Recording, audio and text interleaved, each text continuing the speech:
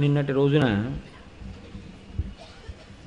కురువిందమణి శ్రేణి కనత్కోటీర మండిత అన్న నామం గురించి కొంత విషయాన్ని మీకు విజ్ఞాపన చేసి ఉన్నాను. కొంత విషయాన్ని నేను ఎందుకంటున్నాను అంటే, ఎప్పుడూ లలితా సహస్రనామ స్తోత్రంలో ఒక నామం గురించి పూర్తిగా చెప్పినట్లు కాదు. ఎందుకంటే ధ్యానంలో ఎన్నో విషయాలు ద్యోతకం చేసుకుని అనుభవించినటువంటి పెద్దలు ఉన్నారు. అందుకని ఆ విషయం అక్కడతో పూర్తిగా చెప్పేశాము అని చెప్పడం కుదిరేటటువంటి విషయం కాదు.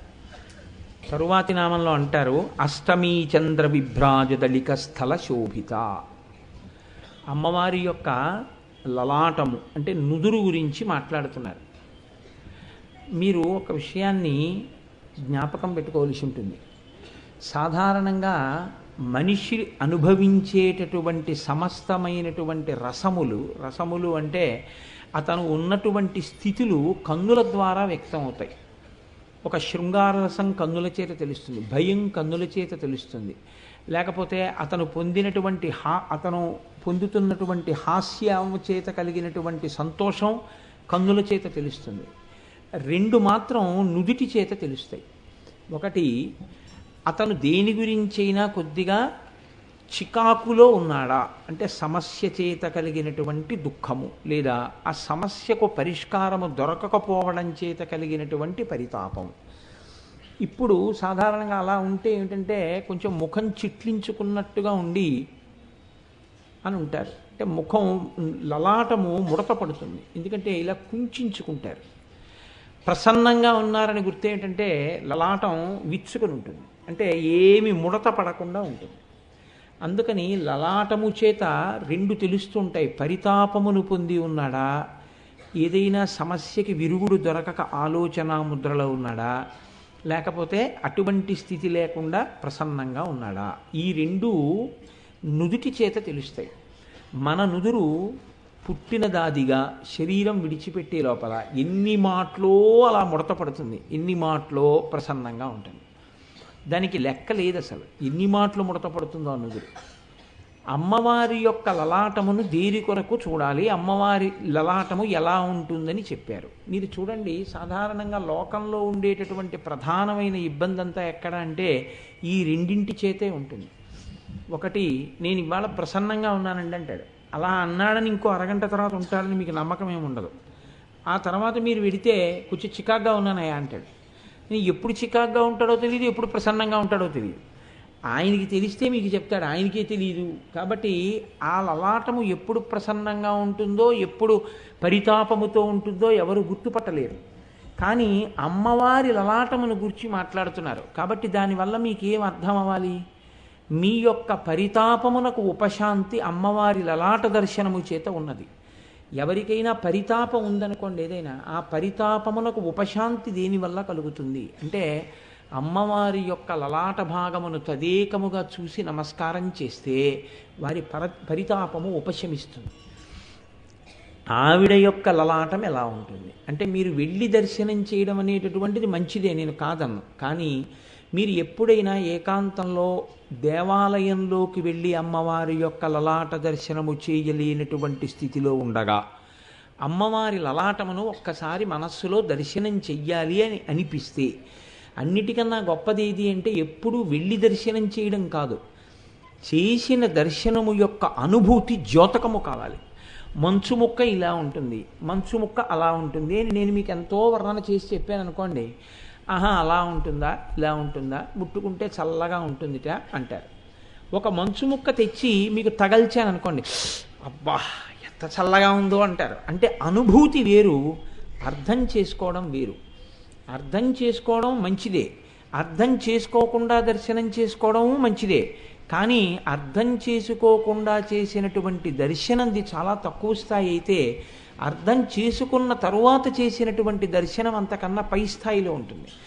దీనికన్నా పై స్థాయిలో ఉండేటటువంటిది ధ్యానమునందు మీరు పొందేటటువంటి అనుభూతి. అమ్మవారి యొక్క లలాట దర్శనము చేత మీరెటువంటి అనుభూతిని పొందుతున్నారు అన్నది మీరు గమనించవలసినటువంటి విషయం. దీనికి వ్యాస భగవానుడు, మీరు జాగ్రత్తగా ధ్యానం చెయ్యగలిగితే మీకు చాలా చమత్కారంగా కొన్ని మీరు ధ్యానం చెయ్యడానికి అవసరమైనటువంటి సూచనలను అందించాడు ఈ నామంలో. ఆయన అన్నాడు అమ్మవారి యొక్క లలాటము అష్టమి నాటి చంద్రుని వలె ఉంటుంది అని అన్నాడు. విభ్రాజ, విభ్రాజ అంటే ప్రకాశించుచున్నది. అళిక స్థల శోభిత, లలాటము అలా శోభించుచూ ప్రకాశించుచూ ఉన్నది. ఇప్పుడు అష్టమి నాటి చంద్రుడు అన్నప్పుడు మనకి చంద్రుడికి శుక్లపక్షం ఉంది, చంద్రుడికి కృష్ణపక్షము ఉంది.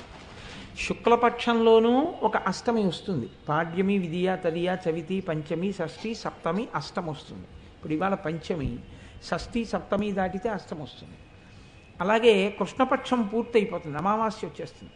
తర్వాత శుక్లపక్షం మొదలవుతుంది. శుక్లపక్షంలో కూడా అష్టమి వస్తుంది. పాడ్యమి, విదియ, తదియ, చవితి, పంచమి, షష్ఠి, సప్తమి, అష్టమి.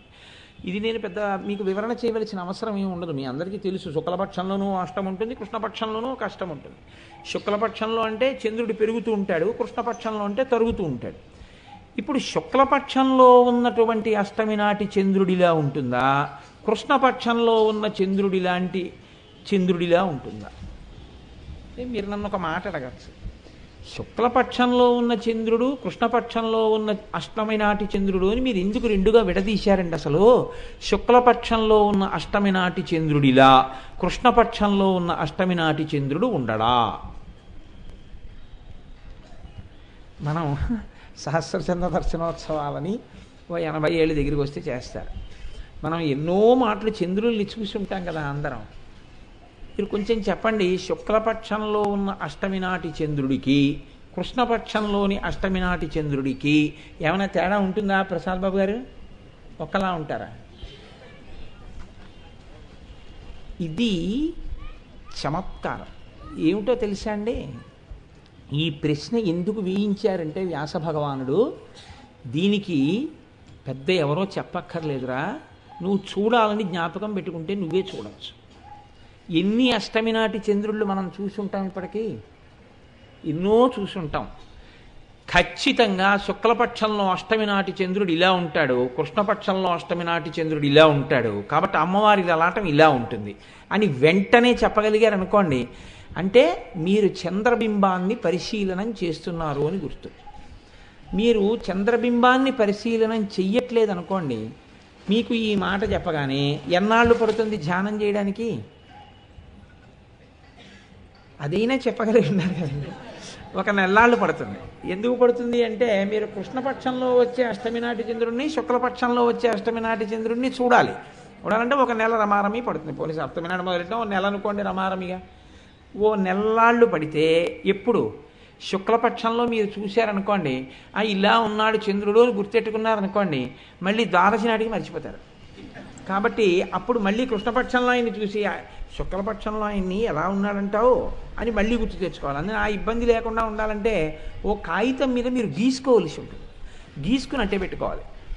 మళ్ళీ శుక్లపక్షంలో అష్టమి నాడు కూడా చంద్రుడిని చూడాలి. మీరు చూసి ఇద్దరినీ వేసి చూసుకోవాలి.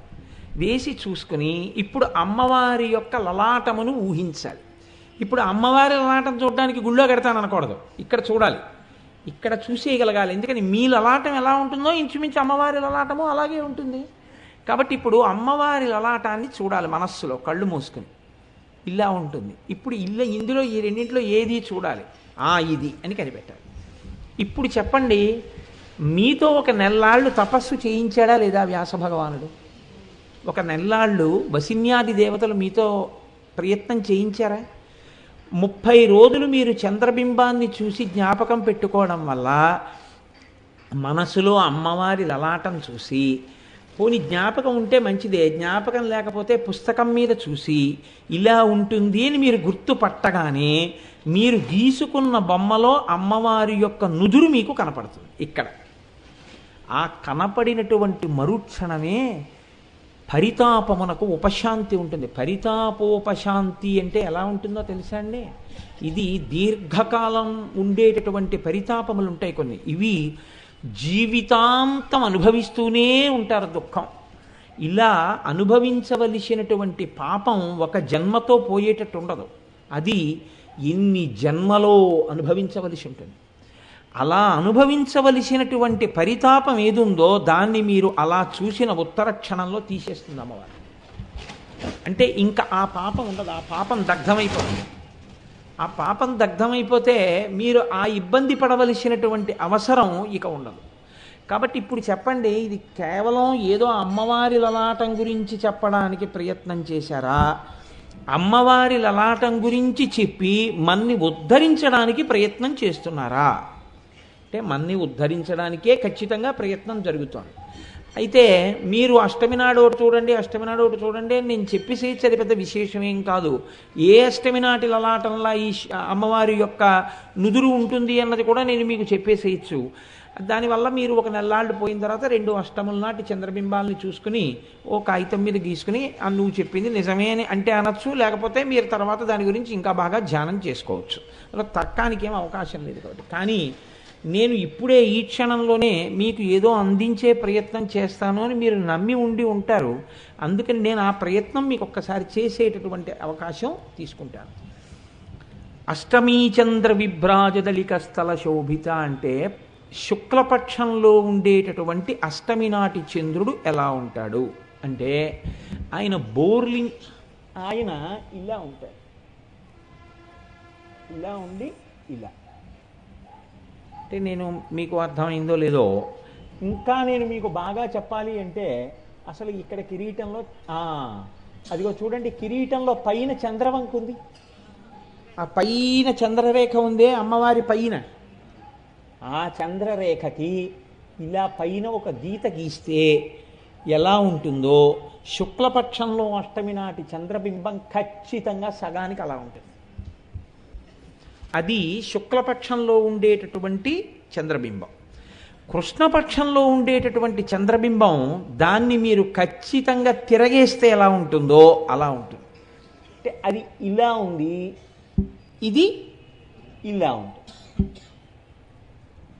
ఇప్పుడు మీకు ఇంకా తేలిగ్గా చెప్పాలంటే కృష్ణపక్షంలో ఉన్న అష్టమి నాటి చంద్రబింబంలా నుదురుంది అని కదా అన్నాను.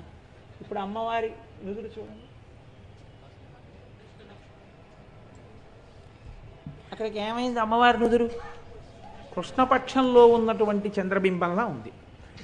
ఇప్పుడు కృష్ణపక్షంలో ఉన్న చంద్రబింబాన్ని, అష్టమి నాటి చంద్రబింబాన్ని మీరు బాగా జ్ఞాపకం పెట్టుకుంటే ఆ చంద్రబింబం వంక చూడగానే మీకు అమ్మవారి యొక్క నుదురు కనపడుతుంది. చంద్రబింబం అష్టమి నాటి చంద్రబింబం కానివ్వండి, ఏది కానివ్వండి, చల్లతనాన్ని కలిగి ఉంటుంది. ఆ చల్లతనం ఏదో తెలుసా అండి? పరితాపము చేత వేడి ఉంటుంది, అది తీరిపోతే మనసు చల్లబడిపోతుంది.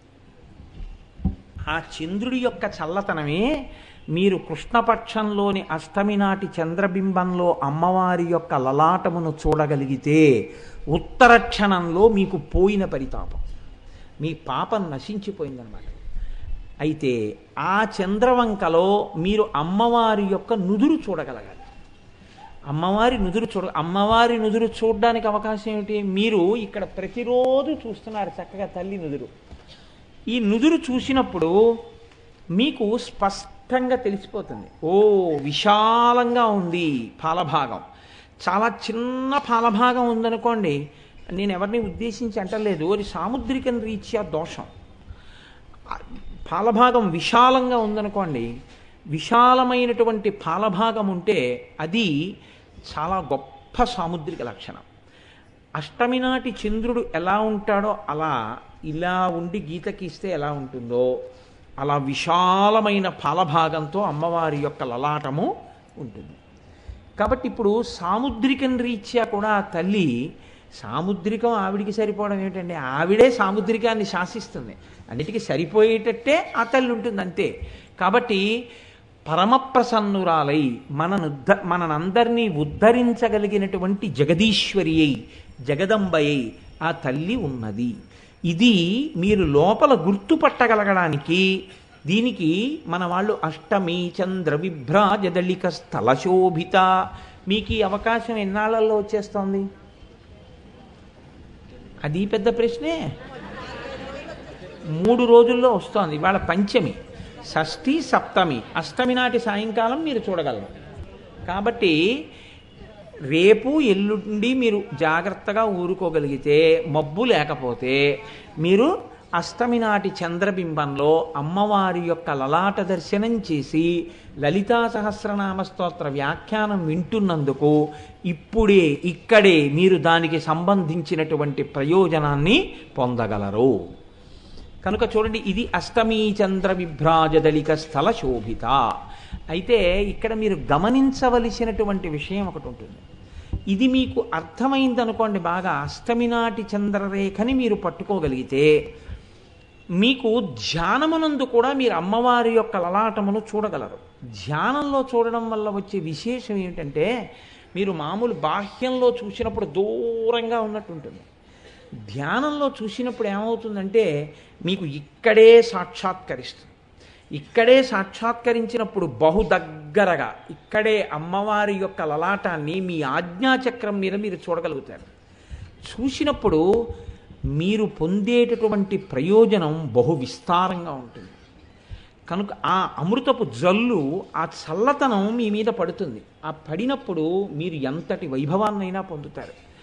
లలితా సహస్రానికి ఉన్నటువంటి గొప్పతనం ఏమిటంటే, ఏ నామైనా మిమ్మల్ని ఉద్ధరిస్తూ ఉంటుంది. ఆ నామాన్ని అనుసంధానం చేసుకోవడం చేత కావాలి. అది చేతకానంతసేపు అది అమ్మవారికి నామం అని అనుకుంటే అంతకన్నా అప్రయోజనమైనటువంటి విషయం ఇంకోటి ఉండదు. ఆవిడికి మీరు ఎన్నో గుణాలు, ఎన్నో విశేషణాలు చెప్పవలసిన అవసరం ఏం లేదు. అది మీకు ఎలా సమన్వయం చేసుకోగలుగుతారు, ఇది మీరు పట్టుకోవలసి ఉంటుంది. మీరు చూడండి, లోకంలో కొన్ని మాటలు ఉన్నాయి.